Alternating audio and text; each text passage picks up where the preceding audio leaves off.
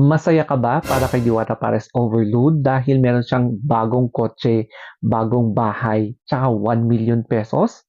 O baka naman isa ka sa mga naiinggit sa pagtatamasang tagumpay ni Diwata Pares Overload? Kaya panoorin natin kung paano na ibigay ni Rosmar ito.